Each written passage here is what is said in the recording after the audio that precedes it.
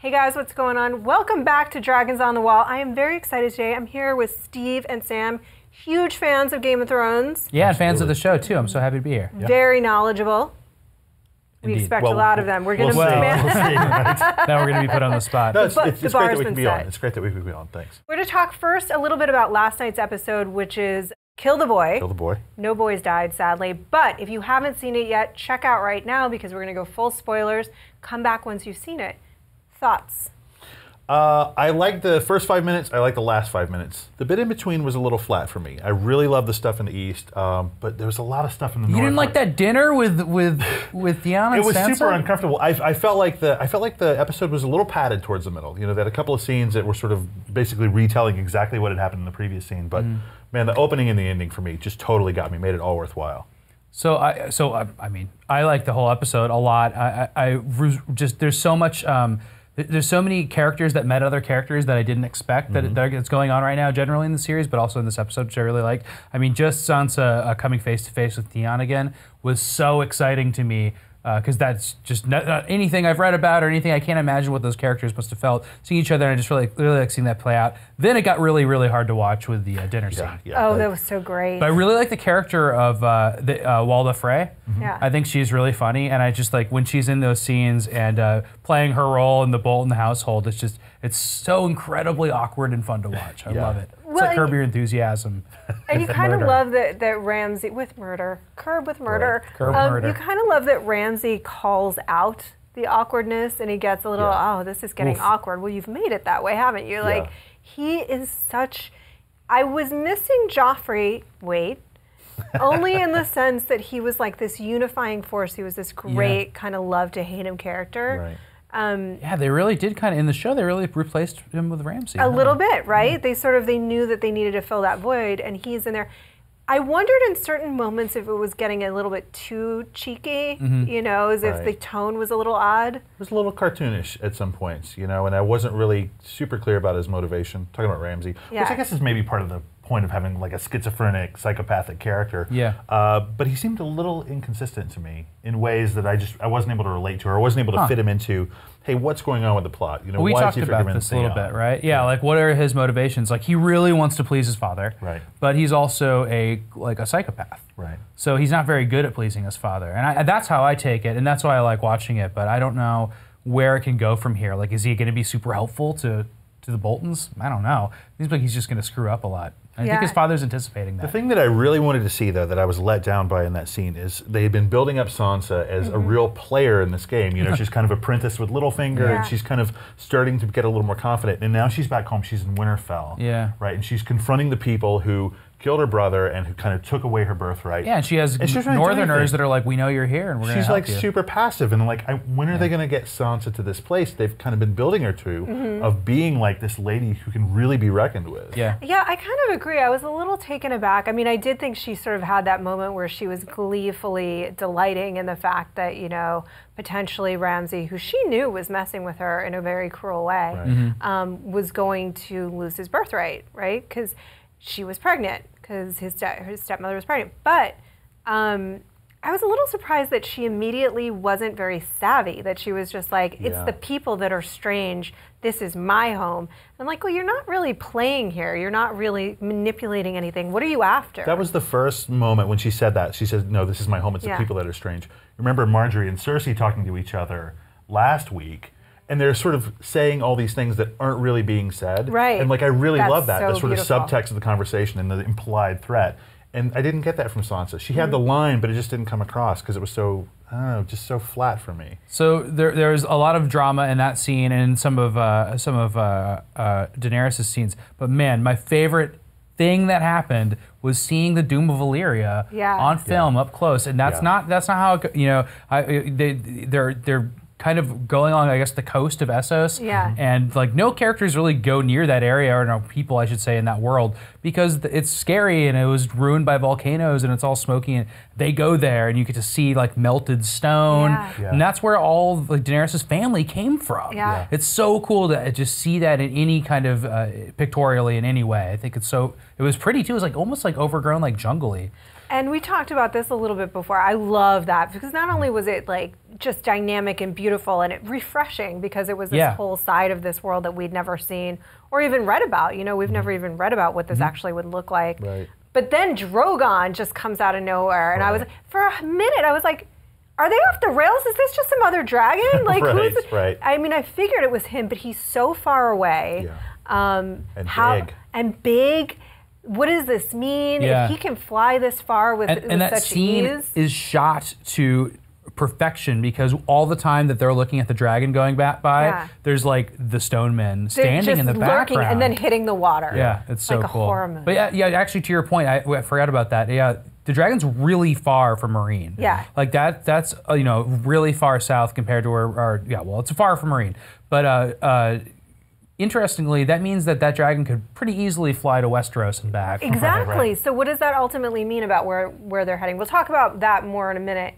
In total, I thought it feels to me this season that they're kind of capturing themes per episode, and the last one was sort of all about the fanatics, and this one was like not just kill the boy but kill the children. Sansa, Dany, and Jon are all faced with having to really eradicate the sides of themselves that believe in a happy ending, because they're not in a happy ending world. I mean, that's kind of Game of Thrones is pointedly not the happy ending fairy tale. It's like Master Aemon says to Jon. He says, like, half the people hate you anyway. Just do it. Like, that's your job. Kill the boy. The thing is that Jon has a great role model in his parents, and Daenerys has, like, the worst possible. Though I don't think she really knows her family history too closely, but she was told recently that her father burned people alive, and then she just goes and does it. Like, that was really shocking to me that she had that Targaryen kind of madness in her. A little bit. Maybe? Yeah. I don't know. She's not doesn't look happy about it, but she looks like she's doing it. She knows the fear of the dragons is like what she needs to control everybody. And Barristan, who's the one guy who can tell her, like, no, I've seen this before. He's not in the episode anymore. I was super sad to see him go. Me too. What a great character and just like a cool figure in that book. It's just this old knight that's helping out the people he really believes in. It's the link to the past, which we got at the end with that awesome poem that they read. I know. On the boat. All right, so let's dig in. I wanted to pick up what you were talking about with Dany. Eric and I had a whole discussion about whether she was or was not a tyrant in the making. And that moment, I have been on like, no way. You know, she is, if anything, she is so committed to fulfilling her responsibilities. I think she gets a bad rap as a character, frankly. I agree. But she is so committed. She's staying there. She could just take off. She's marrying one of the leadership of the opposition, basically. Of the opposition in order. Well, that's how it's set up in the books, though. I don't know if he's an opposition. Are they implying that in the show that has something to do with the Sons of the Harpy? I think that can't tell, really. I think that they are leaving the question mark very much there. Yeah. You know, I think that when she said, "Are you innocent? Are you guilty?" I don't know. Yeah. And she still doesn't know, but she's making a political move there to marry him, and she is taking the dragons by the reins. But that moment where she did sort of bring them down and allow a man to be burned alive and torn asunder by her dragon. What a crazy scene that was. Probably one of the more expensive ones in Game of Thrones history to have those dragons doing that. But I was telling Steve I was happy that they were sharing. Yeah. But he pointed out that they weren't sharing very nicely because they were biting at each other. What I love is they tore evenly right down the middle. You take this half, buddy. Yeah. That's what I took it as. It was one of those great moments that reminds you, you're watching a fantasy show. Yeah. You know, it's not just sort of a historical period piece, because the whole rest of the episode is just sort of dark and dour and kind of not mundane exactly, but like there's not a lot of fantastic elements in the show. But kicking off with those dragons was amazing. Really cool. Well, do you think, like, because to me, in that moment, that was the first time I really thought she really could become a tyrant. And the way that I thought initially that it was even possible is that she just kind of gets high in her own supply. You know, I mean, this is Misa. I mean, her introduction is 10 pages long. You know, I am the breaker of chains, and I'm also Daenerys Storm, and I got dragons, baby. So there was a moment there that she did look a little excited by what had just happened. Do you think that she could really go to the dark side and become kind of the big bad? No, it's weird that she's still in a foreign territory. Like, these aren't her people. No. They're not. Like, I mean, she did free a lot of slaves, and they like her a lot, but it's like her destination, she could just trample that place and go back to Westeros at this point, but she doesn't do that. And I think that kind of she's trying to do those people right. She is. I think she's still trying to do that. And she feels like the enemy are still the slave owners. Yeah. So I think she's still coming from that right place. Right. I think it's more than that, though. I think for her, this is her practice city, right? When she comes back and rules Westeros, she's got to get it right because that's her birthright, and there's a lot riding on that. If she can't make it work here, better to go ahead and make some mistakes here and learn those horrible lessons. But yeah, she kind of goes in a couple different directions. I thought she was one of the few characters in this episode that actually had an arc. You know, she kind of started out on this one play being slightly vindictive, and then at the end when Missandei says to her, listen, like a lot of people are telling you A and B, but there's a third way, and that's probably your way. Yeah. Once you find out what that is. And she says, great, like we'll assimilate these guys, we'll open the fighting pits, I'll marry one of the members of the, sort of the large houses there. I thought that was really interesting that she kind of came around to this, what I feel like was a slightly more responsible vision of leadership, as opposed to just feeding people to dragons, as much as I enjoyed seeing that. It is, but it's a really risky move for her to make in the sense of like, I just think as a female, you know, once she's married, then she potentially is abdicating a lot of her power. She's got a king to deal with. And she's got a king to deal with. And so, to me, it is a very risky move with someone you don't trust. I mean, that's why Queen Elizabeth never got married. You know, she was like, I'm not sharing my kingdom. And if I had to make a prediction, just like that too. It makes me think that he doesn't have long to live. Yeah. I mean, like, there's no way that she can come to Westeros with him. Like, that's just not going to happen. Yeah. You know? And that's the Game of Thrones. We see Roose playing that same game with Ramsay, where he's like, "Hey, come with me. You're my son. Let's go defeat Stannis." And you just know that's going to end badly for him. And I think one of the interesting things that they've done this season is mirror Jon, and it's natively there, but they brought it out more. Mirror Jon and Dany in the sense of like both those executions. And so he's also faced with making impossible choices. You can't please everybody and be the leader. You know. This episode really, you're right. That's really paralleled those two characters. That's really interesting. So, but it's weird because I often find myself thinking, kind of being more in line with the decisions he's making. Like to me, her decision to do that execution was a terrible political move. Yeah, he just did that. He did the same execution. But the difference is the context. You know, like he needed to prove that you cannot question him at all. Well, and his father always said, you know, you have to, if you are going to make this decision, you have to swing the sword. You have to swing the sword. Again, he has this great honorable role model in his life, which Dany, just has nothing. Yeah. He's a really horrible brother. Yeah. Right. You know, and then like, married a, you know, embryo. And everybody's been telling her family's like, oh, great, and like they can't wait for you guys to get back to Westeros, and like, you know, it's really funny. And people forget how young she is. Well, in the show, it's a little bit different. Show age is really ambiguous now, but man, she's like, early teens. Yeah, early teens. And so I really do love her as a character and do think that she is given such a tough rap. And like, if you think about what she accomplished with what she was given, it's pretty amazing. I'm going to learn the language and assimilate to these people. I'm going to become a leader. And then I'm going to take over some other stuff and free the slaves and make very complicated political choices. But they're impossible choices. I mean, they're all faced with impossible choices. Sansa too. You know, it's like, if you are going to survive in this world, not just survive, but thrive, you're going to have to marry this repugnant being that is responsible for the death of your loved ones. Yeah. None of them are faced with easy choices here.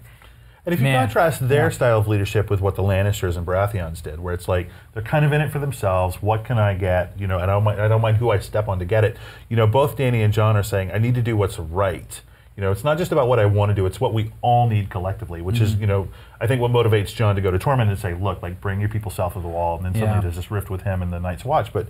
He knows that's the right thing to do, just as he knew it was the right thing to do not to go back and take Winterfell and be legitimized. He said 50% of people don't agree with him, but it looked like nobody agreed with him. Yeah. That was kind of interesting. That was another redundant scene for me, where like he talks to all the Night's Watch and he says, hey, here's what I'm doing, and they all say, this is a terrible idea, we don't agree with it. And then immediately after that, there's exactly that same scene in his chambers with Ollie, where Ollie says, hey, this is a terrible idea. And I just thought, is there some other part of the story we could be telling right now? Yeah. I think so. I think that they're... I'm going to save what I think about that till our book section. Okay. All right. But I do have social questions. We have social questions. Are you ready? Well, can we talk real quick before we do that about Ramsay potentially being a big brother now? Because I think that is a huge, huge plot point that came out, but it was sort of dropped and then kind of they moved right past it. I mean, I think that his dad is, I think that what you said before is absolutely right. He's just 100% manipulating him. You know, this guy cannot be his heir. Right. He's bananas. He's a tool by which Bolton can do horrible things. Yes. And he has to use him for that. But it is unclear why he would marry him to Sansa in that case, but he's still a tool in that situation. Yeah. Well, he wants to He's a huge secure, tool, yeah. he can't marry off his unborn child to Sansa, and he wants to secure the North. Yeah. The North remembers she will generate loyalty. Right. He's hoping, he doesn't think that flaying people alive will, secure him. Yeah. You're not going to make a lot of sense that way. How annoying is it that we can watch a whole episode about, Daenerys and Tyrion and the Wall and Winterfell, and then we know next episode will have basically none of that. Yeah. They need to catch up back at King's Landing Yeah. and Dorne, Yeah. which is just like how book 4 and 5 work. Right. Like all your favorite characters are in one book, and then the others are in the other book. And I like both those books, but I know a lot of people don't. I think they're holding back a lot of Dorne for next season. That's my feeling, is that they're peppering it in, but they're not really going to play it out. But we'll talk about that later. I think that Roose is being a great manipulator right now, but what I do worry about is, and I wonder about, is what this means for Sansa, because this guy, she has enemies all around her. And the moment that she saw Theon... Except for Brienne, it was just really Except strange. for Brienne, which is she's in what, a little town outside of Winterfell? Yeah, she's at a hotel. It was almost like a spy movie for a second, where she was set up in the apartment across the street, spying on her.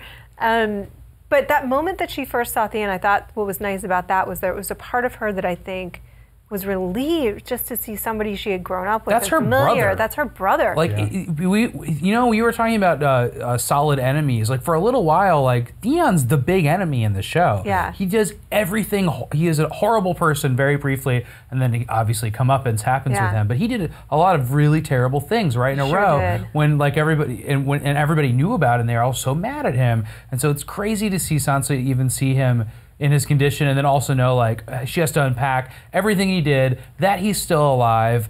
Can he be an ally for her? There's so much there. What do you guys think about Jorah and the Grayscale? Well, I really That's not like. going to end well for him. Yeah, it's not going to end well for him. I like the character that he replaced, unfortunately, John Connington. Is really interesting. We can talk about that in the book section more, but I think Jorah, it's unfortunate that all the Westerosi knights are slowly getting knocked off in Essos with around Daenerys. Jorah, he goes from being Lord Friendzone to Drifter, and then now he's finally got the open door to get back into her good graces, because with Sir Barristan out of the picture, she needs advisors. Yeah. She was feeling lost. She'd probably be a little more open to welcoming now, and now he's gonna die. Mm-hmm. The guy just has or turn into some kind of stone zombie thing. Stone zombie. Well, he's got a secret to keep now, which I'm super excited about. Yeah. Just narratively. But we also saw in the trailer for the season, it looks like at some point in the season he's in the fighting pits. Yeah. And I wonder if maybe he gets a little death wishy, and he feels like this is it. I'm just gonna go do what I have to do to hasten the end. Yeah. Maybe, potentially if Dany kind of spurns him when he shows up again. Yeah, he's really interesting. He's an honorable knight, but he's also a slaver. Well, yeah, he's a slaver. Yeah. But he regrets that, and he maintains his exile. Right.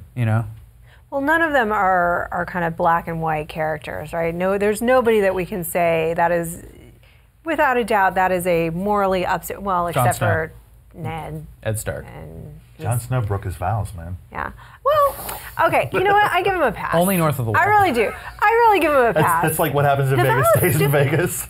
It's a stupid vow. Why do they have to be? All right. No. I mean, what does that have to do with anything? I guess it's so that you don't have any attachments, right? Right.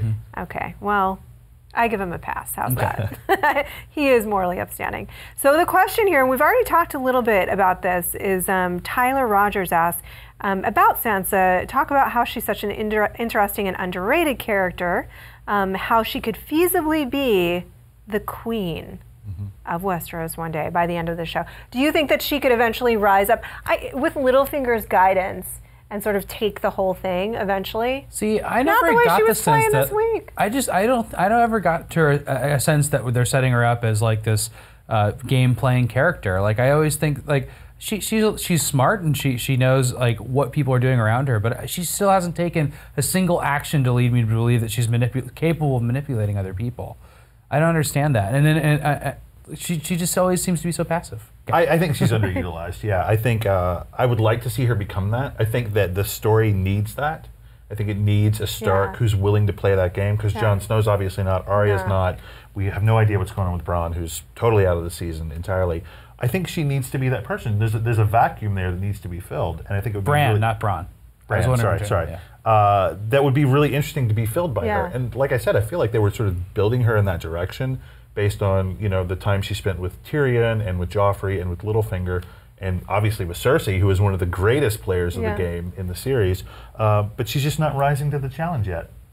Well, we were talking, I think it would be an interesting arc for her to take, because it's basically, how does somebody become that person? And it's like, well, first you brutalize them and you take away everything they love, and you put them through hell, and then you have these be their guides at a young age, and that's how they become that person. Yeah. And it also wouldn't be so far out of character for her, because she was always kind of like, eye on the prize, I want to be the queen. Oh, but she had it in a more rosy vision before, but I want to marry Joffrey and be the queen. That's always been her goal. So it wouldn't be that far out of character. We were talking about which Stark I actually think is going to ultimately have the biggest role.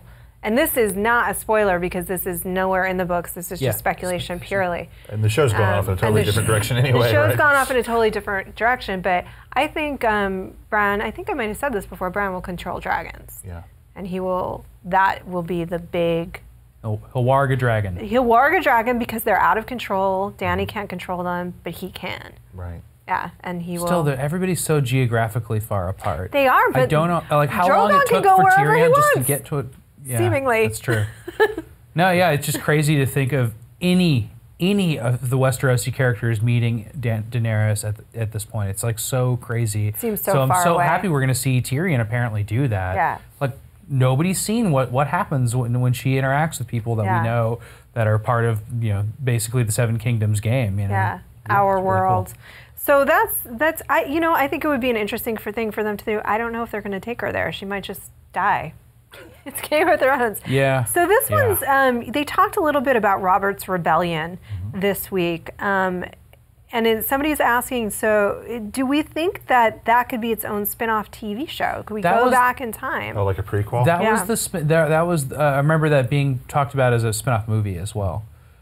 But what do you think, though? Is that what you would want to see? For me, it's like the Robert's Rebellion is told in anecdotes and piecemeal throughout the books and the show, and I love that. I love how you hear a little bit all the time.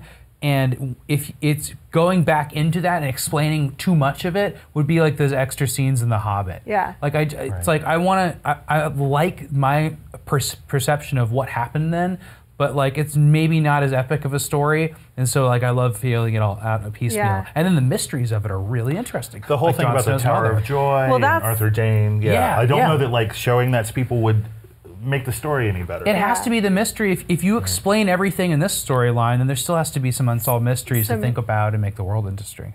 All right, well, on that note, let's go into book spoilers. So now, at this point, we're going to go to full-on book spoilers. So if you haven't read them, go read them. And then come back and join us and speculate. We'll see you in a couple of months.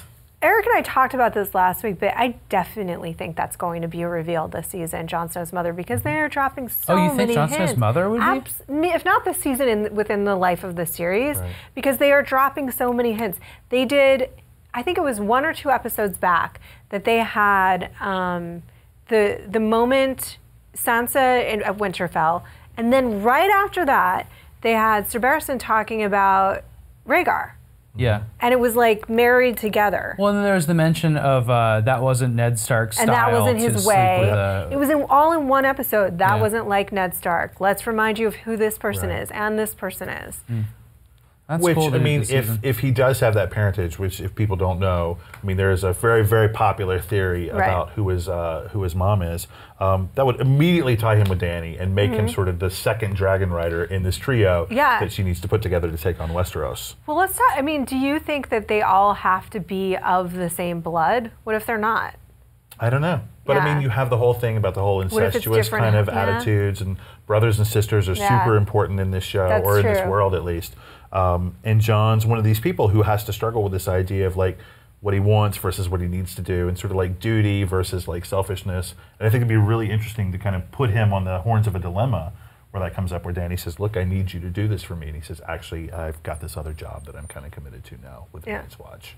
Let's talk about Brienne and what they're doing with her, because that's been really interesting. Well, your for me, theory just blew my mind. that they're waiting. Which is they're setting up a Lady Stoneheart introduction because it's first of all, it's Catelyn Stark that set her off, right? Right. And so if She only mentions it like every scene. yeah, right. So like if Caitlyn's gonna matter again, and they're talking about her throughout this season, then that's why they're keeping Brienne in it. She's not gonna save Sansa. No, she's not. Right. Unless it's totally bonkers, because there was a part of me this episode that was like, is she gonna save Sansa? And then what happens?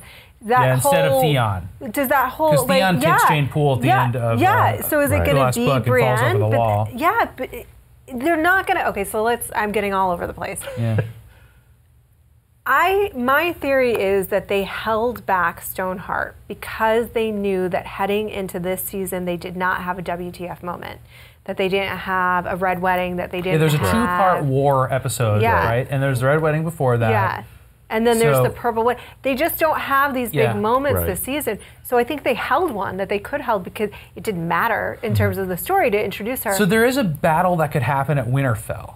Yeah. And I'm wondering if they surpassed the book in it. Yeah, it could be. So at the end of my favorite part of the end of the books is when Jon Snow receives a letter, and it says, I have your king, I have his magic sword, I have your bard, and we flayed his women, and he's in a cage with their it's like this whole thing of what Ramsay's done to stop that party we just saw march out. It could all be not true, but he also says, I want my wife back. And I think that's, for me, that was always like the big ending of that book, but that's not TV big, right? No. It's like you have to show that stuff, and you don't show it in the book. You have a letter. Yeah. So are they going to play that out? And if so, is that going to be like weird to see that all played out? They showed a lot more of Reek's evolution than, you know what I mean? Like they showed that actually happening. So if that's true, not they in flashbacks. Not in flashbacks. They just showed it actually happening. So if that's true, they may show it, but if it's not true, I mean, I think they did need something to capture audience, to have a water cooler moment, and that would be it. And plus, you need Brienne to have the conflict. Right. And Jon has been asked to go to Hardhome. Yeah. So he's going on this away mission to get a bunch of people back that are being beset upon by White Walkers. And that's the other letter that's at the end of that book, is that winter has come, and they say there's dead things in the forest and dead things in the water. Yeah. So if there's like some big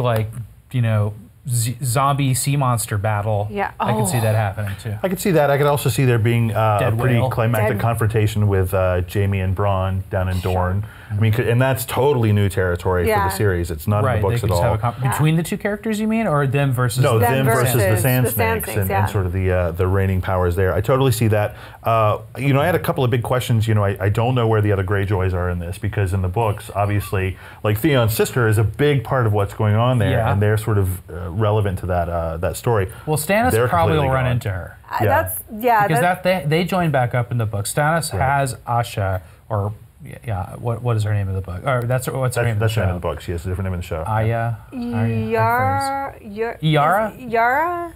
Yara? Is it Yara? Sorry. Yeah. I just know the book we forget? names. But we haven't seen her in so long. We haven't right? seen, but that's the point. We haven't seen her in so long. I was just thinking, for a viewing audience, I think that starts to get very confusing to have people gone and then come back after that long. Unless there's a big surprise to it and it makes a lot of sense. So maybe if they pull they pull those characters together for a good reason. That's hard to say. Yeah, that's going to be a tough character to reintroduce. Well, I know we got to wrap it up here soon, but I do want to, just because it relates to this week's episode, what do you guys think is going to happen? They're not going to give Sansa the Jane treatment, you know what I mean? Like, they're not going to put her through that. So what are they doing with her?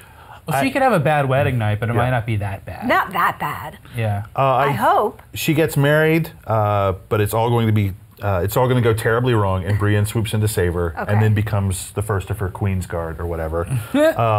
That's your long-term plan? Exactly. Well, I mean, like, if Sansa has a future as, like, a queen-like figure, as we were talking about in the last segment, then she could be obviously Queen of the North. Right. Cool. I mean, but I don't know. I don't see her as a leadership figure even in Winterfell. The big question for me is the confrontation between Tyrion and Dany. When those two people come together, never mind the Jorah stuff, which by the way, I mean, if we're talking about book spoilers, I love the condensation of all that stuff. I like Griff, I like young Griff, but those scenes on the boat and those scenes with Brienne on a horse, I mean, those are basically 2 whole books of traveling, and here we just see what I like is that John Winterfell. Connington and the Griffs, he's one of them, make it to the Stormlands by the end of that book. Like, they're near the Red Keep. Like, they've stormed his traditional house, and they're back there. He has grayscale, and I just really like those parts. There's like action going on. I feel like it's a lot of Tyrion reflecting on life, though.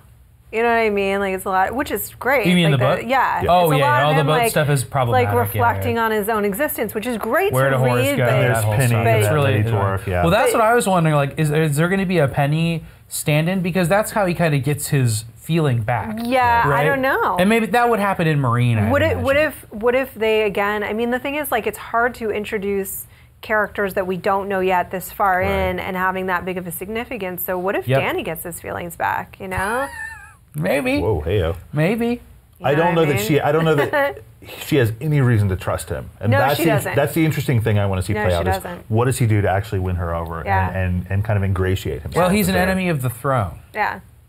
Yeah, right? that's true. So that's So that's the enemy his of big my advantage. enemy kind of a arrangement. Yeah, But then he they get knows to know the each people in charge. other. I'm starts to feel I'm things. Wow, that's fanficking an interesting. entire relationship right now.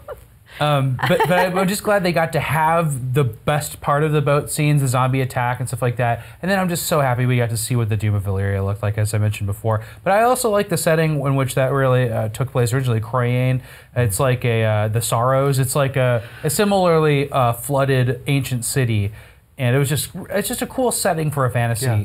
It's where they wanted to send Shireen Shireen when she was diagnosed with grayscale, right? Yeah. She probably wouldn't have done And so well there, I'm guessing. she's going with them on their march to Winterfell. Yeah, she is. Yeah, Poor because she Shireen. doesn't want to leave her with the murderers and rapists at the Wow. wall.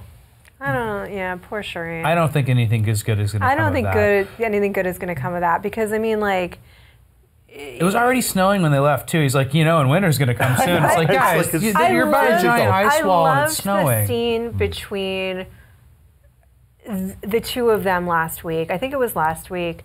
Shireen and Stannis. I was just like, where's my mind right now? Shireen and Stannis. There was a very beautiful moment, father and daughter, and she is the only part. She is where we see his vulnerability. Yeah. She is where we see his heart. Yeah, but it was still a wooden moment for him. It was a wooden moment, but there's so much love there, and he is so devoted to his daughter, who is so treated so cruelly by her mother. But the thing is, if you look at the way that Mom and Melisandre are looking at each other about her, it doesn't spell good things for her. Well, and then you contrast and why that. are you setting us up for that? Right, you contrast that with the way Roose and Ramsay were talking earlier, and sort of the story that Roose tells about his conception. And you're just like, If we couldn't hate him I anymore. don't want to hear that. That was funny how they told those two stories. Yeah. Stannis is not set up as that bad of a guy in the show. Yeah. And I know he's always supposed to be the opposite of Renly, who's like too friendly but can't rule. But Stannis is too hard but knows how to rule. Like, I feel like Stannis would be like the great king the way they set him up in the show. And I know just from like my book backgrounds and stuff, he's not supposed to be. But like, I don't know. He knows his stuff. He seems to be kind, and then when you see him dealing with his daughter, you're like, oh, well, he's actually a soft side to him too. Well, yeah, when Jon beheads the guy last week, and he's like, nice job. Good, good on you. But Stannis is one of those guys like Jon and Dany, as we were saying before, who does what needs to be done, not necessarily living for his own sort of self-improvement or self-aggrandizement. Well, he's respecting Jon's decisions. He's not being tyrannical. Yeah. I don't know. Like, he's really interestingly portrayed. And he could be the one ultimately to rescue Sansa from whatever predicament she finds herself in with the Boltons. Could potentially, yeah. I mean, but there's just that part of me that knows how showrunners operate, and you're not setting us up to have all of this empathy about this relationship if you're not going to destroy it. Oh, like you watch too much Walking Dead. It's true though. No, like there's money on it. That girl, it's not going to be pretty, because there's just too many times that we are empathetic with her, that we see her dad loves her, that we see she's just generally nice to everybody. She's nice to everybody. There's been too much set up for us to care if she is brutally treated, for her to not eventually be brutally treated. I'm also a little bit. I don't want to watch the show anymore now. I'm bummed that Sir Davos is kind of sticking around and doing his own. Like, he goes on this like mission to White Harbor, and I really like that part of the books where he like basically is treated like crap, and then he like meets with Wyman Manderly, and he's like, "We know where Rickon is," and then that's like it. Yeah. But So the cool. sake of this narrative, I think again they just had to truncate it all down and quickly get him on the road and going. You know, and it's Where's like, Rickon? I don't know. Is he ever going to be back in this damn Where show? is Rick? I don't think, honestly, what if he comes out at the end and it's like, oh, y'all forgot about Rickon? Yeah. It's like Walt, he's there with the dog and everything. And he just shows Totally. up and takes the whole thing. He's like, He'll be as tall as last Walt, man too. standing. All right, I know we got to wrap it up right there. We could talk about this all day long. You guys let us know what you think. What are you missing from the books? Would you like to see reintroduced? What did you think of this week's episode? And are you liking season 5 of Game of Thrones so far? Leave your comments below. And for all things Game of Thrones, keep it here. It's IGN.